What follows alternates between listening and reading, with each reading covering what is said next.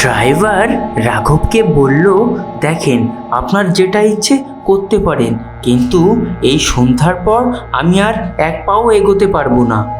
তাছাড়া আপনারা যদি এত ঝগড়া করেন তাহলে আমি গাড়ি এখানেই থুয়ে চলে যাতেছি। এত কইরি বলার পরেও আপনারা এমন করতেছেন বুঝতে পারতেছি নি আমি। আরে যা ইচ্ছে তাই বলে যাচ্ছ চুপ তুমি। করো না। তোমরা এভাবে ঝগড়া করতে থাকলে এটা সমাধান হবে না। তো দাদা, ঠিক আছে, আমরা নেমে যাচ্ছি। আপনি যখন যাবেন না তাহলে আমরাই নেমে যাচ্ছি। আপনি চলে যান। আর তুমি ওনার সাথে আর কথা বলো না। দেখো, ঝগড়া করে সময় নষ্ট করো না।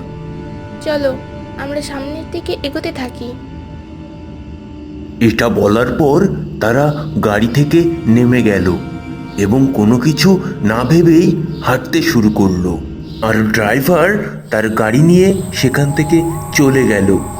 তারা কিছু দূর হাঁটতে হাঁটতে আসার পর চারিদিকে কেমন ভয় ভয় কাজ করছে, কারণ চারিদিকটা এত শুনশান যে একটা লোকও নেই।